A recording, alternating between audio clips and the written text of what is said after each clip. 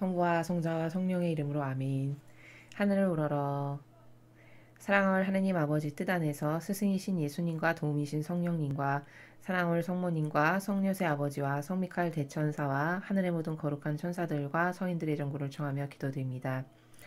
아버지, 오늘도 이 로마 가톨릭과 그리고 그들과 산과 언덕으로 하나 되어 교묘하고 유려한 마귀들이 전 국민과 모든 신자들을 속여서 아버지의 뜻으로 이끌지 아니하고 지옥의 자식으로 이끌어가고 있는 이 모든 죄악을 저희 사명과 십자가 사도직과 그리고 저희 제자들이 예수님과 어머니 하나 되신 성심을 통해서 아버지 뜻의 모든 배상과 보석을 드립니다. 그리고 오늘도 이 나라 백성들이 올바른 리더를 뽑지 않았고 또 그런 리더가 올바른 리더가 아닌 악에게 동조하고 협력하는 또 주체적인 악을 행하는 어머니가 빨간 그 붉은 용이라고 말씀하신 공산주의, 사회주의, 마귀 세력의 그 세력을 깨닫지 못한 국민이 대표로 뽑아서 온 국민이 겪고 있는 이 모든 고통과 이 치욕과 이 희생들, 그 모든 고통 또한 저희 사명이 예수님과 어머니 하나 되신 성심을 통해 아버지의 뜻에 갈망으로 배상과 보속을 드립니다. 사랑할 예수님과 어머니 불쌍히 여겨주시옵고 자비를 베풀어 주시옵소서. 이 나라의 모든 국민들이 과거 자신들이 악에게 동조하고 협력했던 것을 모두 깨달아 똑바로 철저하게 처절하게 회개하고 뉘우쳐서 아버지께서 이제 다시 번영과 평화와 풍요의 그런 국가로 다시 설 수 있는 기회를 아버지께서 허락해 주시옵기를 진정한 갈망으로 초원드립니다.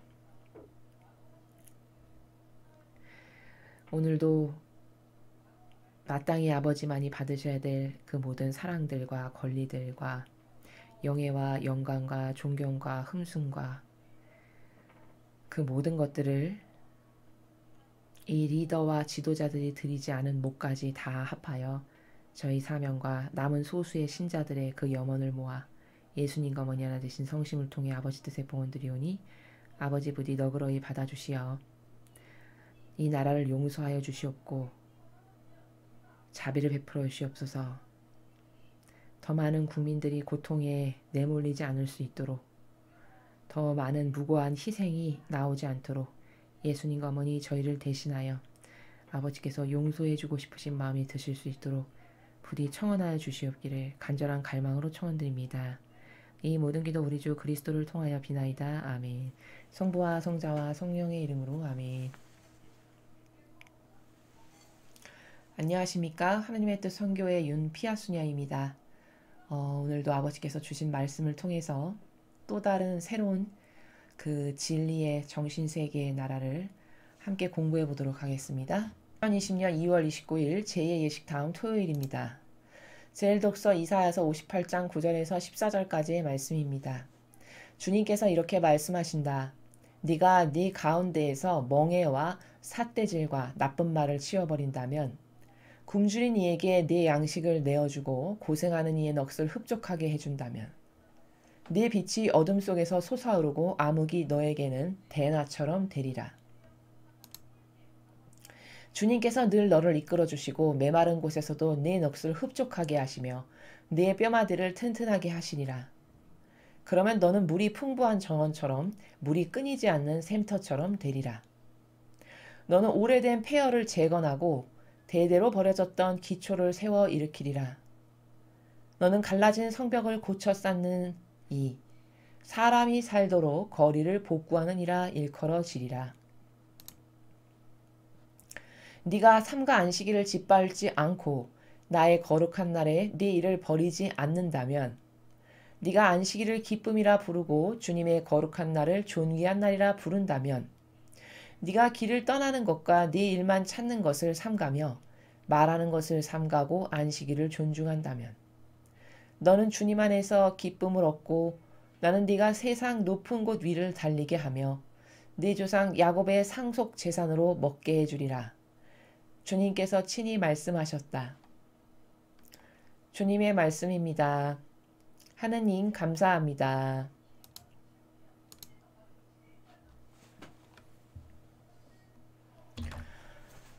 예, 오늘 우리가 일독서의 내용은 이사야서의 내용입니다. 먼저 이사야서는 예수님께서 탄생하시기도 전인 대략 한 750여 년 전에 쓰여진 아버지의 말씀이시죠. 이사야 예언자를 통해서 아버지께서 인류에게 전해주시는 말씀이십니다. 오늘 주님께서 이렇게 말씀하신다, 즉 하느님 아버지께서 이렇게 말씀하신다라고 하시면서 펼치신 이 나라는 예수 그리스도께서 이 세상에 오셔서 공정과 정의를 실행하실 그 나라, 어떤 공정과 정의를 실행하실 것인가에 대해서 말씀하고 계십니다. 그리고 그 나라는 이렇게도 볼 수 있습니다. 지금 9절부터 14절까지의 모든 말씀하시는 나라는 공정과 정의를 세우리라, 이 말씀이시거든요. 공정과 정의를 세워라. 그러면 너는 세상에 이렇게 빛이 될 것이다. 바로 이런 말씀이시고, 그것을 누가 하실 거냐? 예수 그리스도께서 이 지상에 오셔서 하실 거라는 말씀이신 거거든요. 자, 그럼 이것은 한 바퀴 돌려서 생각해보면 바로 이 말이죠. 이 시대의 리더와 지도자들이 이런 공정과 정의를 실행해야 했는데 이런 공정과 정의를 실행하는 리더가 없었다라는 얘기죠. 바리사이와 율법학자라고 하는 주님의 백성을 잘 이끌 마땅한 의무와 책임을 진 모든 사람들이 나는 리더여 주님을 이렇게 사랑하고 이토록 잘 모시는 사람입니다라고 그렇게 호언장담하며 자랑하는 그 모든 리더들이 의인의 정신으로 살아야 되는 거거든요. 누굴 닮은? 예수 그리스도를 닮은. 그런 의인의 정신으로 올바르게 살지 않은 거예요. 그 세력이. 그래서 이제 예수님께서 세상에 오셔서 그렇게 올바르게 살지 않은 세력에게 하느님의 뜻의 본보기를 보이시려고 모본과 표본과 예표를 보이시기 위해서 어떤 게 하느님 아버지의 뜻이고 어떤 게 빛의 나라인지 어떤 게 진리의 나라인지 어떤 게 신적 질서이신지 그것을 다 올바르게 다 바로 잡으실 것이다 라는 말씀이시죠. 차근차근 보시면, 자, 멍에와 삿대질과 나쁜 말을 치워버린다면, 그럼 뭡니까? 저 말은 멍에와 삿대질과 나쁜 말을 하는 세력이 있다는 얘기네요. 그쵸? 치워버린다면, 가정법으로 쓰셨으니까. 그럼 뭘까? 멍에와 삿대질과 나쁜 말을 할 수 있는 세력은 누구죠? 백성이 저런 것을 할 수 있는 기득권이나 힘이 없어요. 저건 다 누구냐? 세력을 가진, 권한과 많은 권력과 권한을 움켜쥐고 있는 그런 세력이 할 수 있는 일들이죠. 그럼 누굴까? 저 시대의 지도자와 리더라고 하는 바리사이와 율법학자들이 멍에와 삿대질과 나쁜 말을 끊임없이 주님의 백성에게 했다는 얘기죠. 그럼 도대체 멍에와 삿대질과 나쁜 말이 뭔가? 굶주린 이에게 네 양식을 내어주고 고생하는 이의 넋을 흡족하게 해준다면 흡족하게 해주지 않았다는 거죠. 지금까지. 어떤 세력이 이 하느님의 백성을 이끌어야 될 의무와 책무가 주어진 종교 지도자, 바리사의 율법학자들이 그렇게 한다면 어떻게 될 것이다. 네 빛이 어둠 속에서 솟아오르고 암흑이 너에겐 대낮처럼 되리라. 예수님께서는 그래서 그런 바리사 율법학자들에게 지상에 오셔서 뭐라 하셨죠? 너희들은 백성들에게 온갖 무거운 종류의 짐은 다 지우고 손가락 하나 거기에 까딱해서 얹어서 그들의 짐을 덜어주기를 하지 않는, 그 정도로 입만 살아있고 행동과 행실은 의인으로서 희생과 고통을 사랑하는 마음으로 행하는 것은 아무것도 없는 위선자들이다. 이런 이야기를 하신 거죠. 그 위선자들의 작태를 9절과 10절에서 말씀하시는 겁니다. 그럼 도대체 멍에 삿대질 나쁜 말 이런 게 다 뭐냐? 그들이 하느님 아버지께서는 이 10개만 충직하게 내 백성은 지키면 된다라고 해서 10개의 계명을 모세를 통해서 주셨어요. 근데 이 사악한 악의 집단은 그 10개의 계명을 가져와서 자신들의 인간의 뜻의 누룩을 교묘히 섞어 넣어가지고 하나님을 더 철저하고 철두철미하게 잘못입니다라는 명분을 싹 끼워 넣어서 613개로 만들었죠. 그래서 613개의 조문이 율법 조항이 있어요. 거기에는 뭐 이럴 때 손 닦아야 되고 손 닦고 요렇게 해야 되고 저렇게 해야 되고 이런 아주 상세한 모든 규정이 다 있어서 어제 복음을 보면 손 하나 안 닦았다라고 따지잖아요. 감히 예수님께 세례자 요한의 제자들이 와서 따집니다. 이 정도로 그 집단이 자신들이 만들어 놓은 제도와 전통에 온 이스라엘 백성을 그 프레임으로 뒤집어 씌워놓고 거기에 옴싹달싹 못하게 만들어 놓았던, 그래서 영혼은 자유함으로 아버지는 창조하셨는데 영혼의 자유함을 자기네들의 그 세력 아래로 쌓아놓고 가두어 놓고서는 넌 이거 해, 너는 돼, 안 돼, 이런 것을 명령하고 지배하고 다스리는 이런 세력으로 그들 위에 군림했던 거죠. 그게 바로 멍에와 삿대질을 그 백성에게 무거운 짐으로써 얹어놓은 이런 사악한 세력이었다라는 것을 우리가 지금 9절과 10절에서 알 수가 있는 거죠. 굶주린 이에게 양식을 내어주고, 저건 단순히 먹는 양식만을 말하는 게 아닙니다. 전 말씀, 하느님의 뜻, 진리를 얘기하시는 거예요. 영적으로 피폐하고 아는 게 없고 영적으로 하느님 아버지를 갈망하는데 가르쳐주질 않아. 그저 전하는 것은 매일같이 역겨운 인간의 뜻이 조작하여 만든 제도와 전통과 행사들이야. 그리고 율법 규정.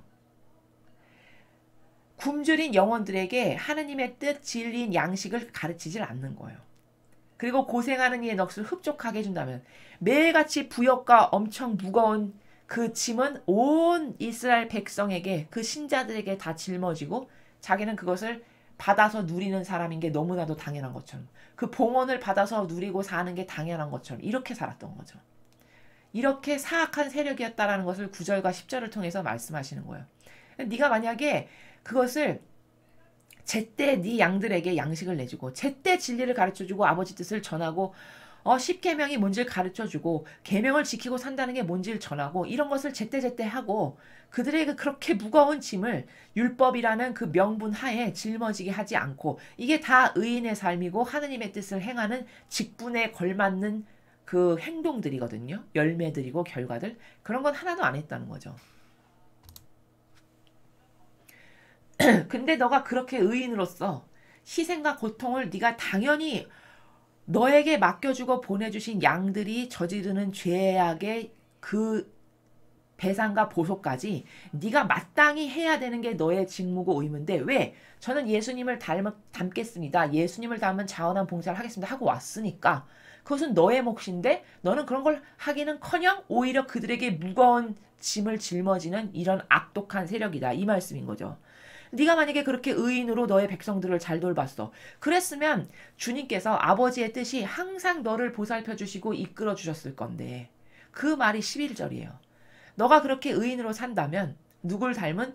예수님과 성모님의 가르침과 정신과 모범과 카리스마를 닮은, 그것을 자기 뜻으로 삼은, 거기에 용해된, 그렇게 아버지의 뜻만을 행하기를 갈망하셨던 그 두 분의 정신으로 산다면 항상 아버지께서 너를 이끌어 주시고 네 넋을 흡족하게 하시며 네 영혼이 항상 그분의 뜻 안에서 살기 때문에 평화롭고 아버지 뜻이 주시는 풍요가 있고 그 안에서 누릴 수 있는 영적인 자원이 있고 이런 기타 등등을 다 채워주실 텐데, 이 말이죠. 그렇게 튼튼하게 너를 해주실 텐데, 그럼 너는 물이 풍부한 정원은 어떻죠? 아주 푸르르죠. 온갖 풍요한 꽃과 아름다운 열매들이 많죠. 이런 영혼이 될 텐데, 물이 끊이지 않는 샘터, 영원히 마르지 않는 샘물, 영적으로 마르지 않는 샘물, 그 아버지의 풍요가 곧 내 거기 때문에, 왜? 하나 됐으니까, 용해됐으니까. 그럼 아버지가 가지고 계신 것을 나도 공유하고 또 아버지의 것을 백성들에게 나누어주는 이런 풍부한 그 근원의 아버지의 모든 풍요를 너도 누릴 수 있었을 텐데, 너는 오래된 폐허를 재건하고 대대로 버려졌던 기초를 세워 일으키리라. 너는 갈라진 성벽을 고쳐 쌓는 고쳐 쌓느니 사람이 살도록 거리를 복구하는 이라 일컬어지리라. 다 이렇게 무너진 이스라엘 백성의 그 영혼을 그들이 깨닫지 못하고 그리고 핍박받고 억압받고 그 프레임에 갇혀서 사는 이 불쌍한 백성들에게 예수님께서 오셔서 아버지의 뜻, 모범을 보이심으로써 다다시 율법을 완성하시고 복구하시는, 공정과 정의를 아버지의 뜻을 완벽하게 세우시는 이런 일을 하실 거라는 거죠. 네가 삼가 안식일을 짓밟지 않고 나의 거룩한 날에 네 일을 버리지 않는다면, 네가 안식일을 기쁨이라 부르고 주님의 거룩한 날을 존귀한 날이라 부른다면, 네가 길을 떠나는 것과 네 일만 찾는 것을 삼가하며 말하는 것을 삼가고 안식일을 존중한다면, 너는 주님 안에서 기쁨을 얻고 나는 네가 세상 높은 곳 위를 달리게 하며 네 조상 야곱의 상속재산으로 먹게 해주리라. 그러니까 13절 14절도 다 뭐냐, 마땅히 해야 될 아버지의 권리를 찾아드리고 모든 그 맡겨주시고 보내주신 양들의 죄악을 대신 배상하고 보속하는 회개한 종의 모범으로 네가 그렇게 살았어야 하는데, 너희 바리사야 율법학자라는 것들, 즉 아버지 뜻을 행하겠습니다 해서 다가온 것들은 하나도 그런 주님의 일은 안 했다는 거예요. 그죠? 이게 다 가정법으로 말씀하시잖아요. 네가 이렇게 아버지만을 위해서 올바른 일을 했었다면, 하나님 아버지의 뜻을 존중하고 그분의 권리만을 찾아드리는 것을 네가 영예로 여겼다면, 그죠? 근데 이들은 안식일마저도 교묘하게 이용했죠, 여러분. 성경이 그래서 예수님께서 말씀하시잖아요. 예, 안식일의 주인이 과연 누구냐? 주객이 전도됐음을 말씀하시죠. 안식일의 주인이 나다 이거요. 안식일의 주인이 예수 그리스도이신 거다. 근데 너는 안식일에, 야, 안식일은 쉬는 날이니까 이것도 하지 마, 이것도 하지 마, 저것도 하지 마. 다 올감했잖아요. 자신들의 율법 규정으로 백성들을. 그리고서는 지 나귀가 빠지면 지 나귀는 건지는. 이런 위선자적인 작태를 살았던 세력이 바리사의 율법학자들이었습니다.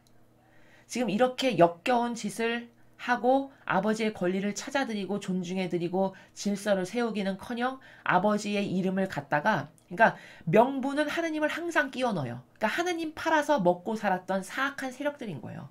더 적나라하게 말하면 하느님 이름 팔아가지고 자기가 하나님 엄청 열심히 사랑하고 엄청 공경하고 모시는 세력인 것처럼 온갖 코스프레 다 하고 모퉁이에 서서 기도할 만큼 그렇게 처신의 달인이고 만인 앞에 보이는 거에 그토록 신경 쓰는 이런 간악하고 사악하고 위선자적인 처신의 나라밖에는 없었던 이런 세력이었던 것을 하나님 아버지께서 너무 잘 아시는 거죠. 그러니까 네가 그런 것을 다 안 하고 예수님께서 행하셨던 것처럼 아버지의 권리를 존중해드리고 백성들의 영혼을 누가 억누르라고 했습니까? 자유인으로 창조하셨는데 그들을 자유인으로 창조하신 아버지의 뜻에 걸맞게끔 그들에게 제때 양식을 내주고 영혼이 양식을 먹을 수 있게끔, 그래서 아버지 뜻을 그들이 뭔지 깨달을 수 있게 하고 발견하게 하고, 그래서 본연의 자아를 찾게 하고, 그래서 하느님을 진정성을 가지고 공경하고 사랑할 줄 알게 하는 이런 기타 등등의 모든 일들을 네가 잘 행했으면, 그랬으면 너는 하느님의 뜻 안에서 세상 높은 곳 위를 달리게 하며 가장 높아지려면 가장 낮아져야 되고 모든 이의 종이 돼야 된다. 이렇게 말씀하셨잖아요, 예수님이. 즉 이렇게 잘못 산 거를 와서 다 보완하신 거예요. 이렇게 거꾸로 아버지의 오히려 영예를 드러내기보다는 모욕과 치욕과 역겨움만을 드렸던 존재로서 이들이 행했던 모든 것을 다 올바르게 이렇게 바꿔서 배상과 보석을 하고 가르치시죠.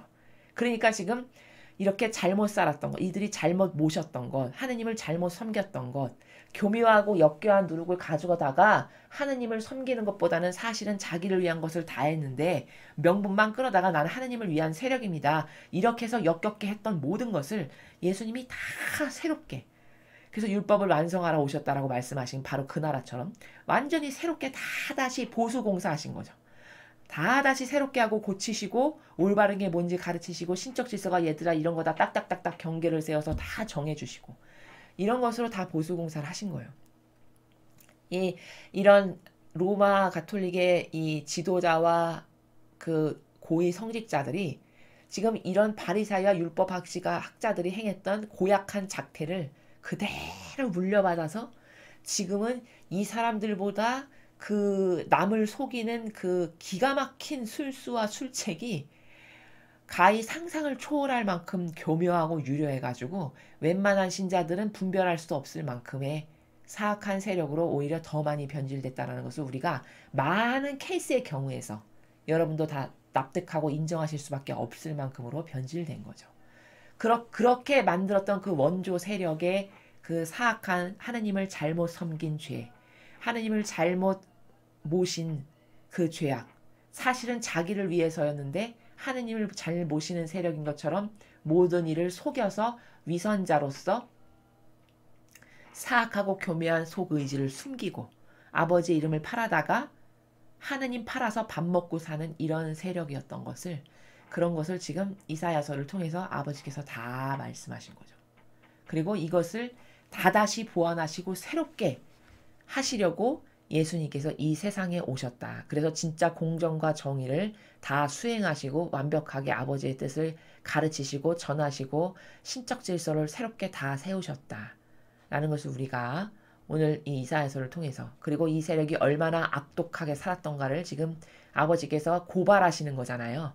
너네는 이런 세력이다. 너는 하느님을 위한다고 말하지만 사실은 이렇게 사악하고 악독한 세력이다라는 것을 우리에게 고발하시는 거죠.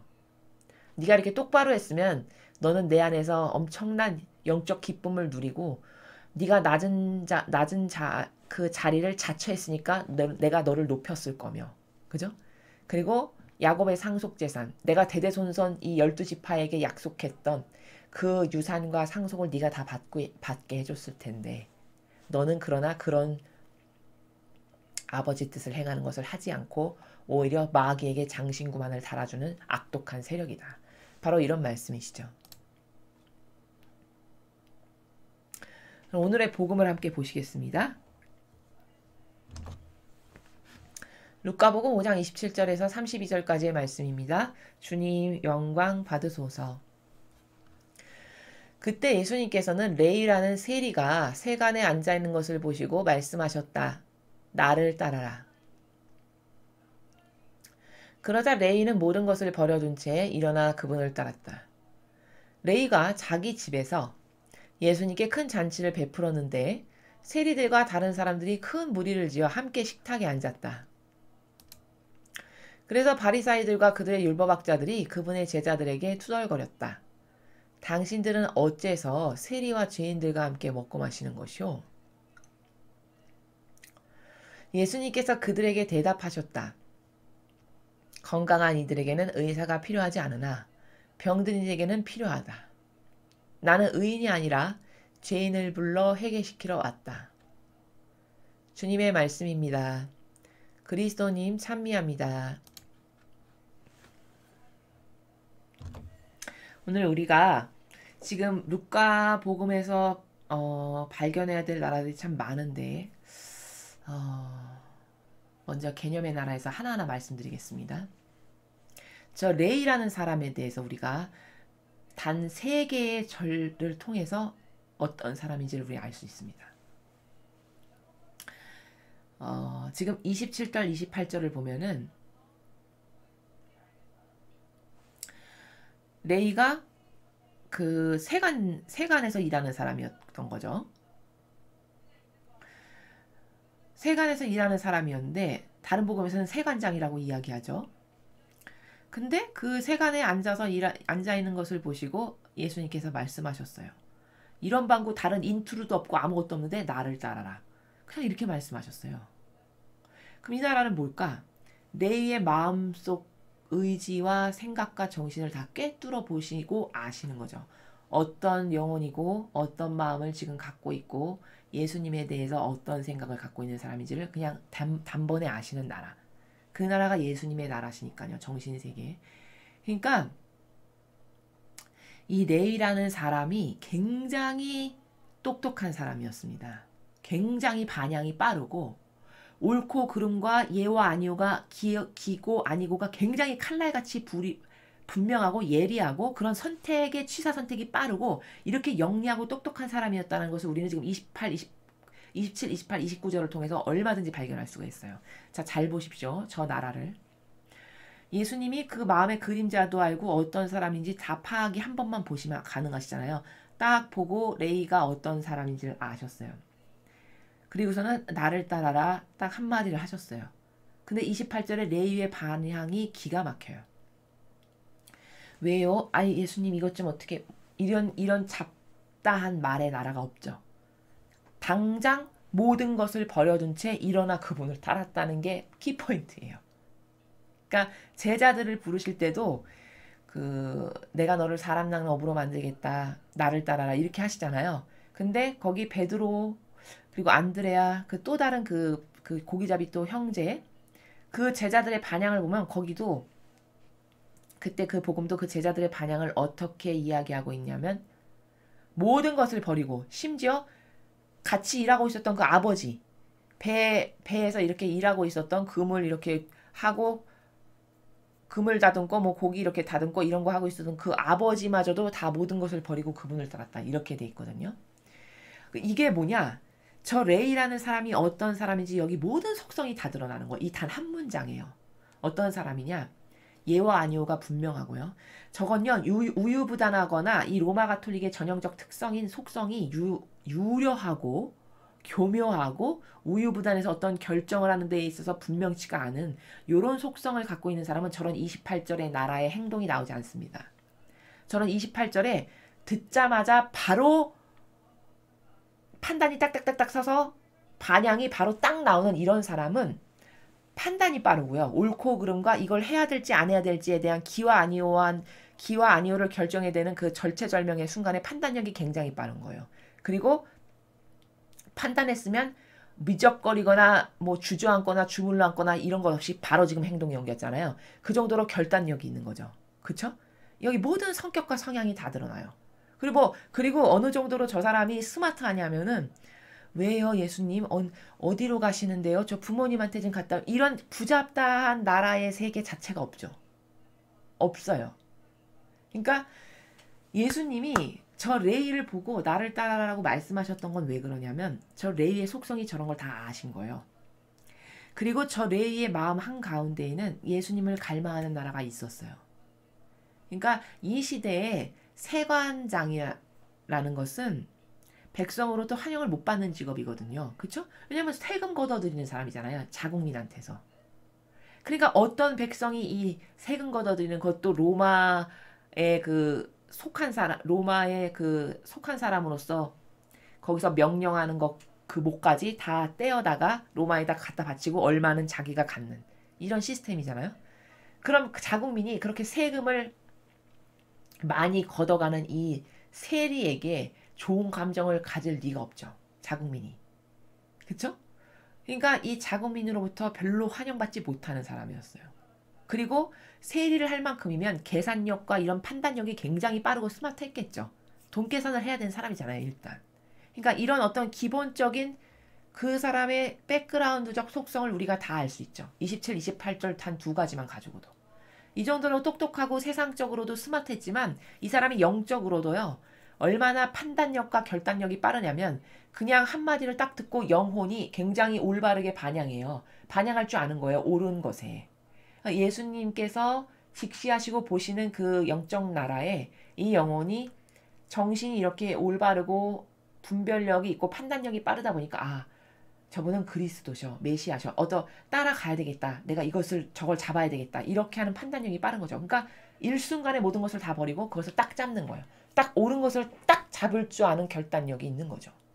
이렇게 레이라는 사람이 굉장히 똑똑하고 스마트하고 판단력도 빠르고 결단력도 있고 그런 훌륭한 속성을 가지고 있었다는 사람이라는 것을 우리가 지금 알 수 있습니다.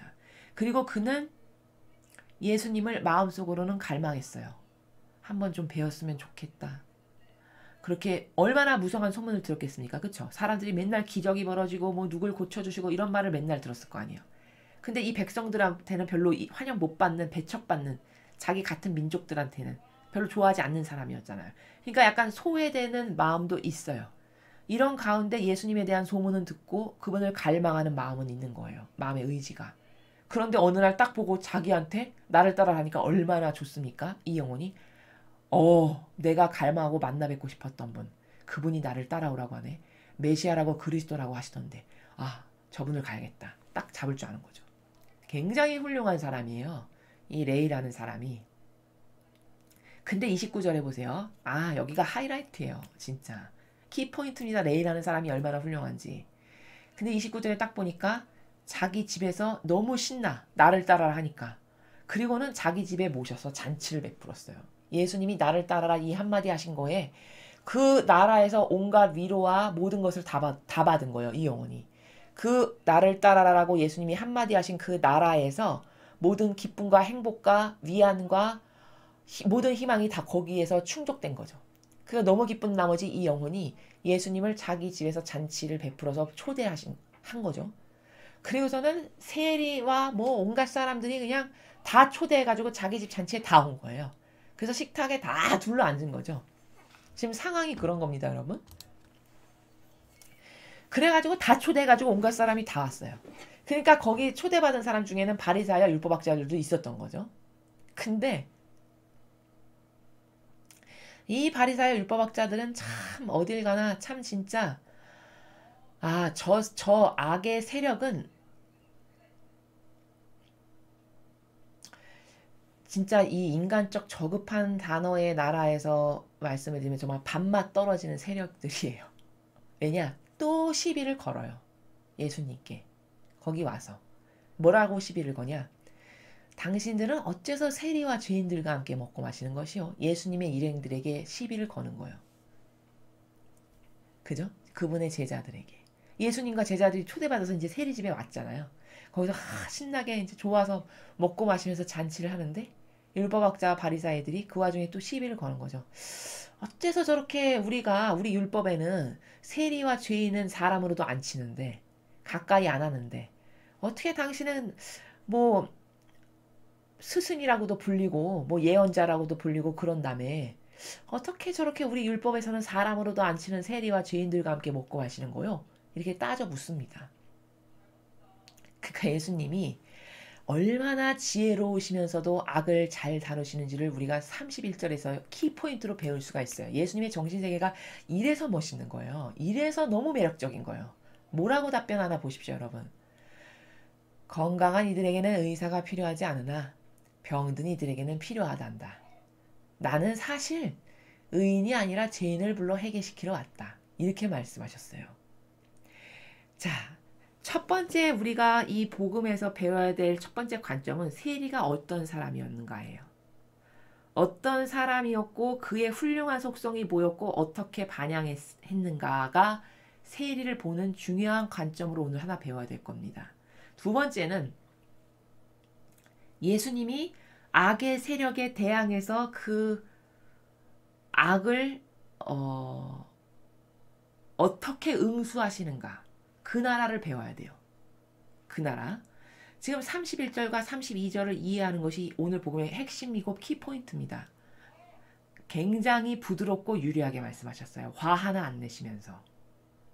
근데 엄청 무서운 말이에요. 저 말은. 본질적으로는. 그 엄청 무서운 말을 저렇게 부드럽고 유려한 단어를 사용해서 남 기분 안 나쁘게. 그런데 그 말의 본질의 그 단어가 가지고 있는 그 핵심의 나라를 살펴보면 그것보다 더 소름 끼치게 무서운 건 없는 단죄의 나라가 지금 31절과 32절이거든요. 그럼 왜 그런가 분석해 볼까요? 건강한 이들에게는 의사가 필요하지 않나 병든 이들에게는 필요하다. 그래. 너희들은 스스로 의인이라고 생각하고 건강한 이들이라고 생각하고 모범적이라고 생각하고 문제가 없다라고 생각하는 집단이잖아. 너희는 너희 세력을. 그래. 너희가 생각하는 대로 그렇게 너희는 건강하고 아무 문제가 없고 모범이고 퍼펙트하고 하느님께 아주 잘하는 애들이야. 그러니까 너네들한테는 의사가 필요치 않아. 근데 이런 세리나 죄인, 창녀 이런 애들은 니네들이 말하는 애들처럼 저급하고 역겹고 병든 이들이지 않니? 그러니까 그런 애들은 의사가 필요한 거야. 나는 있지 않니? 사실 의인이 아니라 너희가 의인이라고 자처하지 않니 자신을. 모범적이고 엄청 하느님께 잘해드리고 그 율법 철저하게 지키는 의인. 그렇게 의인이라고 너네는 너희 스스로를 생각하잖아. 근데 나는 그런 의인을 부르러 온 게 아니고 너희가 이렇게 무시하고 깔보는 죄인이라고 한없이 낮은 존재로 깔아뭉개는 이 세리와 창녀 죄인들 있지 않니? 사실 나는 너희가 그렇게 죄인이라고 깔보고 무시하는 그 사람들을 불러서 회개시키러 왔단다. 이렇게 말씀하신 거거든요. 그럼 여러분 이게 별 말씀 아니신 것 같죠? 본질적으로는요. 이 바리사이와 율법학자들에게는 문을 걸어 잠궈 버리신 거예요. 더 이상 알아듣고 어떤 반향을 하거나 그들이 은총에 참여할 수 있는 기회의 문, 그 자체를 걸어 잠그신 겁니다. 그렇죠. 기회를 아예 닫아버리신 거예요. 엄청 무서운 말이에요, 지금. 저 31절과 32절이 본진의 나라에서는 완전히 무서운 단죄받은 말이거든요. 단죄받은 나라. 그러니까 뭘까? 그래, 그러니까 반어법이죠. 쉽게 자연법으로 설명하면 반어법이죠. 그래, 그래, 너는 의인 맞아. 아유, 그래, 너희 건강하고 훌륭하고 똑똑한 애들이지. 너희들에는 부족함이 없어. 너희들에게는 흠이 없어. 흠결사항이. 그러니까 그냥 계속 그렇게 살거라. 의사가 너는 필요 없잖아. 완벽하고 흠결 없으니까, 그치? 얘네들은 있지. 너무 부족하고 너무 흠결사항이 많고 너무 역겨운 죄인이어가지고 내가 필요해. 의사가 필요해. 나는 그래서 얘네들을 좀 돌보려고 온 거야. 이 말씀이거든요. 그럼 볼까? 이 말은 반어법으로 역으로 인간이 이런 쪽으로 살아가는 한계적 인간이 이해하도록 이렇게 적나라하게 설명하면 바로 이런 겁니다. 아, 그래, 너는 의인이고 너가 잘났다고? 그래, 너는 잘났으니까 영원히 잘났다라고 생각하는 그 나라에서 살거라. 나는 너희 같은 역겨운 세력에게는 관심 없어. 끝. 문 걸어 잠그신 거예요. 오히려 나는 죄인입니다 라고 생각하는 그 창녀, 저는 죄인이어서, 그 성경에 나오죠. 두 명이 기도하는데 바리새인은 얼굴을 꼿꼿이 들고 목을 꼿꼿이 빼고서는 아버지 저는 일주일에 한 번씩 뭐 했고 단식했고 뭐 했고 지키고 율법은 이렇게 철저하게 지키고 이렇게 삽니다 이렇게 기도하는데, 죄인은 하느님을 감히 이렇게 우러러서 쳐다볼 엄두도 못 내고 머리를 땅바닥에 한없이 조아리며 저는 그저 주님 앞에 하나님 죄인입니다. 저에게 자비를 베풀어 주십시오. 이렇게 기도한다라고 말씀하시잖아요. 그죠? 근데 예수님 보시기에는 얼굴 꼿꼿하게 머리 뻣뻣하게 쳐들고 기도하는 이 바리사 율법학자보다 정직해서, 자기 자신에게 정직해서 저는 아버지 앞에 진짜 부족한 죄인입니다. 저를 용서해 주십시오. 저는 자비만이 필요합니다라고 얼굴 푹 숙이고 기도하는 이 창녀와 세리와 죄인, 이 사람들을 더 사랑하신다는 거예요. 그렇게 성경에서 말씀하시잖아요. 같은 나라입니다. 아, 그래? 그러니까 호통치거나 야당치시면서 가르쳐고 싶은 필요를 못 느낄 만큼 닫아 걸으신 거예요. 아주 부드럽게 말씀하셨잖아요. 그렇죠? 건강한 이들, 그래 너는 건강하지. 너는 완벽하지. 아, 넌 퍼펙트해. 넌 율법도 잘 지키고 넌 의인이야. 그래. 너가 그렇게 의인이라고 생각하지? 너는 그렇게 생각하니까 그 프레임 안에서 그냥 계속 살거라. 나는 너희 같은 역겨운 애들에게는 관심 없어. 내가 관심 있는 애들은 이렇게 차라리 순수하고 정직해서 죄인이라고 자기를 정직하게 말할 수 있는, 그래서 사람들이 모두가 다 깔보고 무시하지만 순수하고 정직해서 조금만 터치하면 눈물 뚝뚝 흘리며 회개할 수 있는 이런 죄인들. 차라리 이런 애들을 불러서 회개시키러 왔다. 회개하면 아버지는 다 받아주시죠. 하나님 아버지는. 예수님 앞에 울며 불며 눈물 뚝뚝 흘리며 정직한 마음으로 이 창녀와 세리와 죄인들이 회개하면 어떻게 될까요? 그들은 그 즉시 용서받고 하느님 아버지께서 다 받아주시는 영혼들 되는 겁니다. 난 차라리 이런 사람들에게 관심 있고 이런 이들을 부르려고 왔다. 이렇게 말씀하시는 나라예요.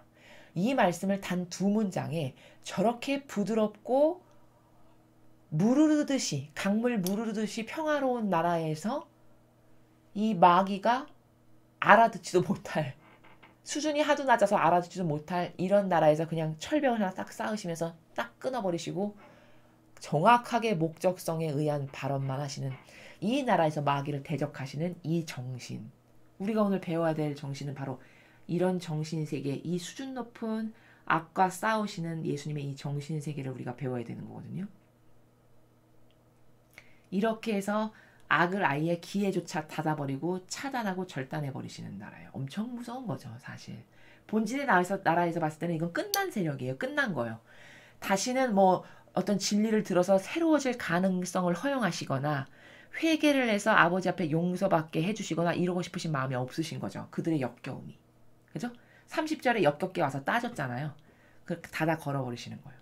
근데 차라리 부족하고 남이 깔보는 창녀나 세리나 죄인 같은 사람들은 자기의 부족함을 인정하고 회개할 가능성이 있는 사람들이잖아요. 이 사람들의 순수성이.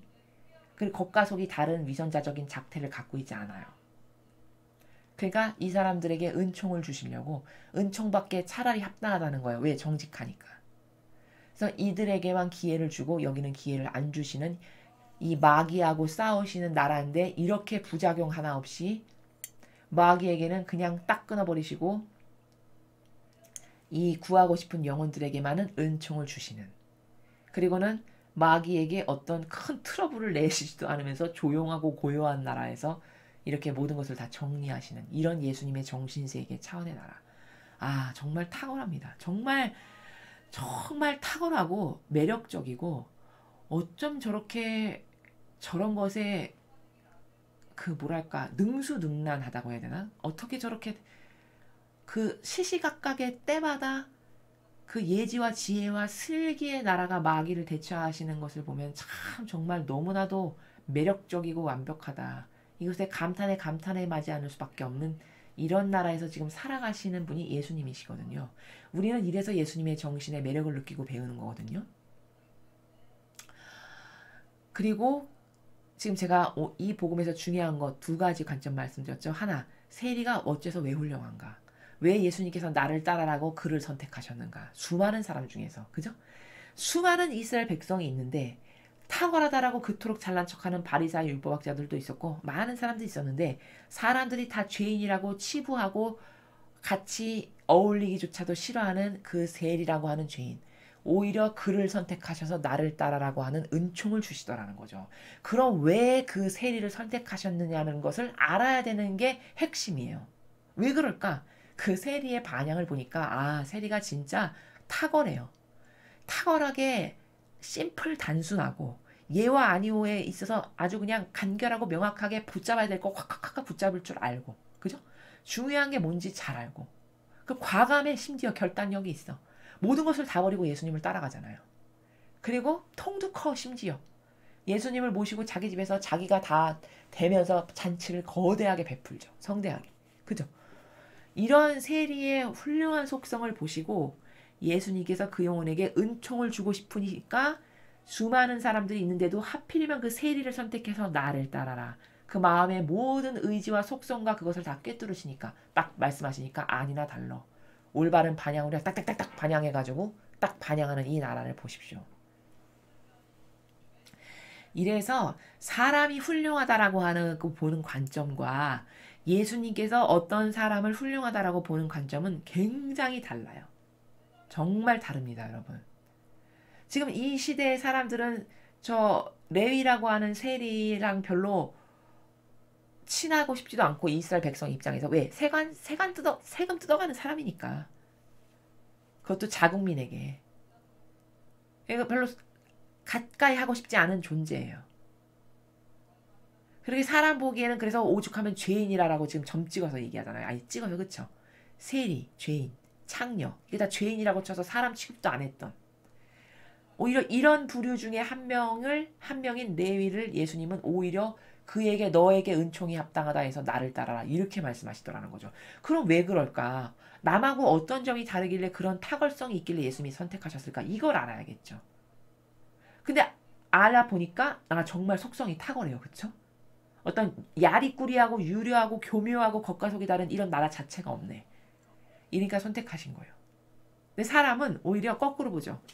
저 바리사이어 율법학자들을 훌륭하다 말하지, 지금 저런 레위와 같은 세리를 훌륭하다라고 말해서 그 영혼에게 가서 무엇을 기대할 만한 사람들은 아마 이스라엘 백성 가운데는 없었을 거예요. 예수님은 정확하게 마음속 의지만을 보시고 속성만을 보시니까 그 레위가 훌륭하고 탁월하다는 걸 아신 거죠. 근데 사람은 다 거칠해적이고 그 자신들이 갖고 있는 그 지위와 권한과 직함으로 이렇게 누리는, 남에게 이렇게 명령하는 이런 그런 어떤 권한 앞에 다 굴복하잖아요. 사람이 가지고 있는 그 권위의식 앞에 굴복하죠, 여러분. 그렇기 때문에 바리새인 율법학자들이 남으로부터 존경받고 인정받았던 거거든요. 그 수천 년 동안 이스라엘 백성에게 속여가면서. 그 왜 그럴까? 누누이 말씀드리지만 본질의 나라에서 안 살기 때문에 정신세계의 차원의 수준이 한계성 가운데 그냥 이론적인 게 다예요. 그러니까 겉에 보이는 게 다죠. 속성을 볼 수가 없어요. 이 이스라엘 백성에게는.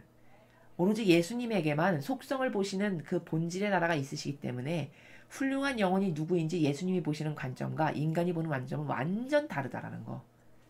그래서 여러분이 교황이다 그럼 어우 하느님의 일꾼 이렇게 하시는 게 지금 이 시대의 바리새인과 율법학자들이 마귀 중에서도 가장 역겨운 마귀였는데 그것도 모르고 이스라엘 백성들이 한평생 바리새인 율법학자를 신처럼 떠받들었잖아요. 그거랑 똑같이 속는 거예요. 똑같이. 똑같은 나라에서. 왜? 겉만 보니까. 지금 두 가지의 키포인트를 말씀드렸습니다. 세 번째 중요 키포인트는 뭐냐? 30절을 보면 저 바리새인과 율법학자들이 어떤 마귀적 집단인가라고 하는 속성적 특성을 알아볼 수 있는데 그게 뭐냐? 이분법 신분 질서를 자기네들이 만들고 살아가는 집단이라는 거예요. 왜? 보세요. 당신들은 어째서 세리와 죄인들과 함께 먹고 마시는 것이요? 그럼 뭘까요? 세리와 죄인과 창녀와 나는 다른 그룹이네. 이렇게 이분법 신분 질서를 만드는 사람들인 걸 아시겠죠? 여기 딱 드러나는 거예요. 단 하나 30장 한 절에서 30절. 그쵸? 30절에서 저 바리새인과 율법학자들이 이분법 신분 질서를 자신들이 만든 제도와 전통을 기반으로 한 이분법 신분 질서를 만들어가지고 나는 다스리는 자, 너는 내 말에 굴복해야 되는 자, 그리고 너는 죄인, 얼굴도 들들 못하고 다녀야 되는 죄인, 이렇게 이분법 신분 질서를 만들고 살아갔다라는 거예요. 저렇게 마귀 집단이라는 겁니다. 이걸 지금 세 번째 마지막 관점으로 말씀드리는 거예요. 그런데 여러분 잘 생각해 보세요. 너하고는 다른 존재. 이분법 신분 질서를 딱 만들어가지고 게다가 자신들의 그 집단이 인간의 교묘한 그 누룩을 섞어가지고 제도와 전통이라는 시스템을 구축했어. 그리고 그 시스템으로 이 죄인이라고 생각하는 사람들을 찍어 눌러. 그 프레임에 가두고. 그럼 여러분 이거 어떤 국가에서나 보는 시스템이죠? 이게 바로 전체주의 사회죠. 북한 김일성과 김정은이 이 전체주의 시스템에서 자기가 만든 그 주체 사상으로 힘쓰는 거잖아요. 그쵸? 전체주의 사회예요. 30절에 저 바리새인 율법학자들과 똑같이 저 사람들도 전체주의 사회를 건설했던 종교인들이다. 이게 정답입니다. 여러분 보통 종교인이 전체주의를 건설한다? 이게 잘 이해가 안 가시죠? 그런 것은 공산당에게만 있는 것 같으시잖아요. 근데 여러분 전체주의의 근원적 의미가 뭔지 몰라서 그러시는 거예요. 전체주의라는 것은요. 특정 시스템을 만들어서 특히 누구에게 유리한 기득권적인 세력에게만 유리한 다스리고 통치하는 데 유리한 어떤 특정한 시스템을 딱 만들어 가지고요. 그 시스템으로 수하의 모든 사람들을 굴복시키고 다스리고 그 프레임에 가두는 그래서 너하고 나는 다른 존재지라고 이렇게 신분 차이를 딱 둬가지고 이 사람들이 감히 뛰어오르지 못하게끔 찍어 누르는 어떤 걸로? 자기가 만든 제도와 전통이라는 시스템으로 찍어 눌러가지고 굴복시키고 다스리는 이게 전체주의 국가관이에요. 전체주의 사회. 이것의 전형이 어디야? 이게 북한이고 이게 중국이잖아요. 공산주의 빨갱이라고 우리가 소위 부르는 이 국가들은 이렇게 전체주의 시스템으로 찍어 억누른단 말이죠. 그리고 북한 사람들이 여러분 친척집에 갈 때도 무슨 뭐 이렇게 제출해서 감시받으면서 친척집에 가야 되고 이게 다 뭘까? 그 주체사상이라는 전체주의 시스템으로 감시하에 자유와 인권은 없어요. 찍어 누르고 해야 된다. 너는 굴복 받아야 되는 자. 나는 명령하는 자. 너는 명령 받는 자. 이걸로 나라를 유지하고 통치하는 거잖아요. 아 이게 전체주의지 뭡니까? 중국도 마찬가지죠. 공산당 공안에게 밑보였어. 지금 코로나 사태로 난리잖아요. 코로나가 지금 정부가 똑바로 대처를 못해가지고 엄청 많은 사람이 지금 죽고 있잖아요. 중국에서. 근데 그것에 이 시스템에 굴복해가지고 옳은 말 하잖아요. 그럼 그 다음날 사라져요. 공안이 잡아가는 거죠. 이게 뭘까? 공산주의라는 시스템으로 영혼의 자유와 그 영혼이 마땅히 누려야 될 인권 이것을 억압하고 겁박하고 짓누르는 거죠. 밟아버리는 거죠. 이게 전체주의예요. 그럼 보세요. 30절에 공산당처럼 폭력적인 이 몽둥이만 안 들었을 뿐이지 저게 전체주의가 아니면 뭡니까? 전체주의로 아이의 이분법 신분 질서를 딱 만들어서 분할시켜서 이야기하잖아요. 딱 다른 존재성으로. 당신들은 어째서 이런 그룹하고 친하게 지내는 것이요? 우리는 이런 그룹을 죄인이라고 생각해서 친하게 안 지내고 우리는 이렇게 갭을 두는데? 이 말이잖아요. 그렇죠? 그럼 이게 바리사 율법학자들이 전체주의 국가의 시스템을 도입해서 다스리고 통치하는 자라는 것을 저 시대에 알았을까요? 이스라엘 백성들이? 절대 몰랐겠죠. 절대 몰랐을 겁니다. 그럼 2000년이 지났잖아요. 지금 로마 가톨릭의 신자들은 그걸 알까요? 저는 모를 거라고 생각해요. 거의 이스라엘 백성하고 똑같이. 그건 왜냐? 종교라고 하는 그 관념에 사로잡혀서 종교는 착하고 좋은 것, 하나님을 모신다고 자원한 봉사자들은 착한 사람들, 좋은 사람들, 아예 검토도 해보지 않고 이것만이 여기 박혀 있어요. 그것만이 박혀 있게끔 이 로마 가톨릭이 또 수천 년 동안 은연중에 그것을 신자들에게 가르쳤고요. 그랬기 때문에 무엇을 분석하거나 쪼개서 아주 섬세하고 디테일하게 나눠서 보는 그런 나라가 이 신자들에게 없으시거든요. 그렇기 때문에 분별의 눈이 정말 없는 거예요. 로마 가톨릭을 보십시오, 여러분. 그들도 제도와 전통이 있어요. 교회법이라고 하는. 근데 그 교회법을 여러분 인터넷으로 한번 찾아가서 들어가 보세요. 교회법의 그 세부 항목을 제가 일일이 세어보진 않았는데 무려 1700여 개가 넘어요, 조항이. 그럼 613개 했던 바리사이보다 대략 3배가 되는 숫자로 늘려놓은 거예요. 그렇게 많은 상세 조항으로 영혼들을 돼, 안 돼. 너는 해서는 되고 이건 하면 안 되고 너는 이렇게 하면 안 되지. 넌 이거 하면 안 돼. 이런 통치의 다스림의 수단으로 이 제도와 전통을 만든 거예요. 숫자를 그렇게 많이 늘려서.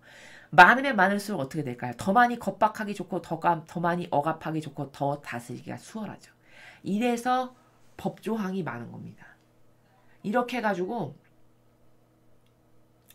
너는 감히 이런 것 하면 안 된다라는 것을 그 법조항 자신들이 만들어 놓은 제도와 전통 시스템 가운데 공고하게 해놨어요. 그리고는 신자들을 이 시스템 안에 다 가둬놨어요.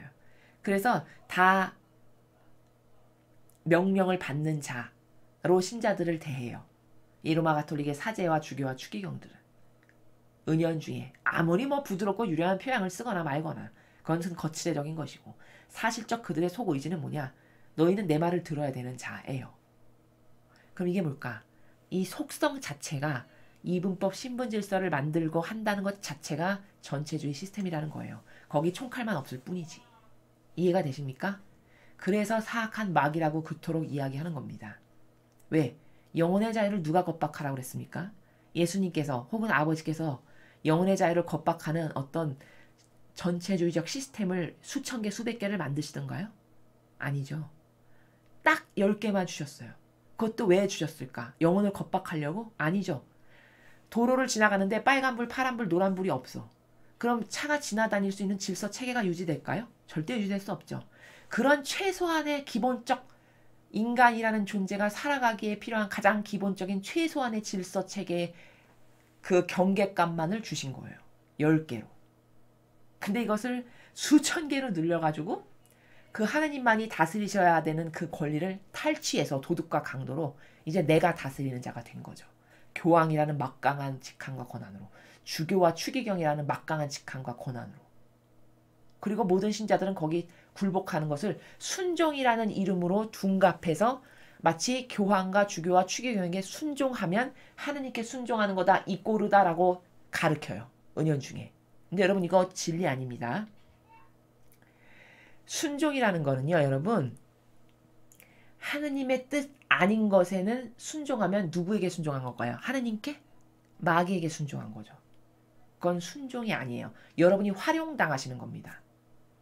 마귀가 여러분의 영혼을 겁박하고 찍어 누르고 마음대로 아무것도 못하게끔 순종이라는 이름으로 이 교회가 여러분을 다 찍어 누르고 겁박하고 그 올무로 가두는 거예요. 그래서 순명해야지, 순종해야지. 그 서원할 때 순종도 있거든요. 정신에 그 서원을 할 때 보면은 순명이라는 게. 근데 그걸 인간의 뜻이 또 교묘하게 변질시켰어요. 여러분, 순종이라는 것은 누구에게만 해야 되는 겁니까? 그건 하느님 아버지의 뜻, 즉 예수님의 정신과 가르침과 모범과 카리스마, 그 하느님 아버지의 뜻 진리에만 순종해야 되는 거예요. 근데 예를 들어 교황이나 주교나 추기경이나 어떤 사제가 있어. 근데 그 사람이 하나님의 뜻을 수행하는 자가 아니야. 하나하나 열매적 결과로 다 분석해보니까 마귀의 일만 해요. 마귀를 돕고 협력하고 동조하는 것만. 그런데 자기에게 순종하라고 가르쳐. 네가 하나님을 사랑하고 하나님을 섬기는 사람이면 나에게 순종을 해야지. 이렇게 은연중에 가르쳐. 여러분은 그때 어떻게 하셔야 됩니까? 분별은 이거예요. 기준은. 항상 진리는. 따를 기준이 뭔가. 저 사람이 따를 기준이 하나님의 뜻인 신적 질서요 진리인가? 아니면 인간의 뜻인 제도와 전통과 자기네들이 만들어 놓은 인간의 교묘한 누룩이 만들어 놓은 그런 어떤 시스템인가? 어떤 것을 따르는 사람인가? 분별을 하셔야 돼요. 먼저. 인간의 뜻, 제도와 전통과 아버지의 뜻을 따르지는 않고 교묘하고 유려한 마귀만을 따르는 사람이야. 그럼 여기 순종하시면 여러분은 어디에 순종하시는 게 되냐? 그가 따르는 그 마귀. 인간의 뜻이 조작하여 만든 제도와 전통과 시스템에 순종하는 사람이 되시는 겁니다. 여러분도. 이해가 되시죠? 그래서 이 순종이라는 것은요. 하나님 뜻 아닌 것에 순종하는 것은 그것은 하나님께 드리는 순종이 아니에요. 마귀의 옷에 장신구를 달아주는 순종이지. 근데 이 로마 가톨릭은 교황에게 순종해. 그럼 그 교황이 아무리 마귀 일을 수행하는 자라도 순종했으면 하느님에게 순종한 것이라고 가르쳐요. 왜? 그렇게 해야 자기네들의 말을 잘 듣고 복종할 테니까. 아주 교묘하고 사악한 거죠. 이런 프레임이 한두 개가 아닙니다. 신자들을 속이는. 제가 일일이 다 말을 하려면 엄청 오랜 시간이 걸릴 만큼 많아요. 사람을 속이는 수많은 프레임이. 그래서 지금 많은 부분까지 벗어나와서 긴 설명을 드렸는데 오늘 이 복음에서 봐야 될 나라는 굉장히 많다는 거. 세리가 왜 훌륭했던가? 어떤 속성 때문에? 예수님이 악을 상대하시는 그 정신 차원의 수준의 나라, 그 본질의 나라가 어떤 건가? 그리고 30절에서 바리사야 율법학자들은 이분법 신분질서로 전체주의를 만드는 세력이었다는 것을 우리가 또 확인할 수 있죠. 이렇게 많은 것을 오늘 이 복음을 통해서는 정말 많은 것을 우리가 배울 수 있었습니다.